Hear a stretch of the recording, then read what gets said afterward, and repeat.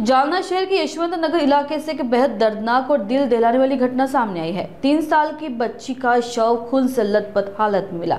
ये घटना शनिवार 20 अक्टूबर की सुबह करीब 9 बजे की बताई जा रही है, जब कुछ स्थानीय लोगों ने बच्ची को गंभीर स्थिति में देखा और तुरंत जालना तहसील पुलिस को सूचना दी। सूचना मिलती पुलिस की टीम घटनास्थल पर पहुंची और जाँच शुरू कर दी। शुरुआती जाँच में यह सामने आया कि आवारा कुत्तों की झुंड ने बच्ची पर हमला किया था, जिससे उसकी मौके पर ही मौत हो गई। यह दर्दनाक दृश्य पास के सीसीटीवी कैमरे में भी कैद हुआ। पुलिस ने घटनास्थल का पंचनामा किया और शव को पोस्टमार्टम के लिए सरकारी अस्पताल भेज दिया गया। फिलहाल इस मामले की जांच पुलिस निरीक्षक संतोष साबले के मार्गदर्शन में तालुका पुलिस की टीम कर रही है। पुलिस का कहना है कि प्रारंभिक जांच में बच्ची की मौत का कारण आवारा कुत्तों का हमला प्रतीत होता है, लेकिन अंतिम पुष्टि पोस्टमार्टम रिपोर्ट आने के बाद ही हो सकेगी। इस घटना ने पूरे जालना शहर में सनसनी फैला दी है और स्थानीय नागरिकों में भय और आक्रोश का माहौल है। यशवंतनगर भागामध्ये एक 3 वर्षाची मुलगी परी दीपक गोस्वामी या मुलीचा पडलेला आहे। ते घटनास्थळाची पाहणी केली असता ते भटक्या जनावरांनी कुत्र्यांनी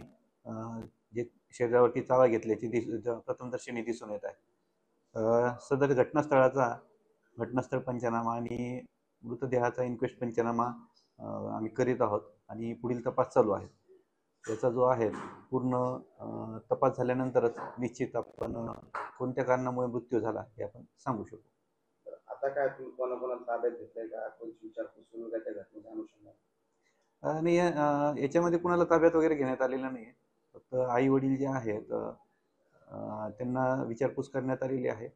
मृतदेहाची ओळख पटलेली आहे आणि मृतदेह जो आहे तो पुढील कारवाईसाठी इन्क्वेस्ट करण्यासाठी तो शासकीय रुग्णालय जालना येथे दाखल करण्यात आलेला आहे। मुलीच्या आईवडिलांबरोबर काही भांडण झाले होते आणि त्या कारणातून एक घातपात झाला असेल असं देखील बोललं जातं। नाही, निश्चित तसं नक्कीच नाही असं वाटत, कारण लहान मुलगी आहे आणि ती जे आहेत तसं प्रथमदर्शनी तर काही दिसत नाहीये।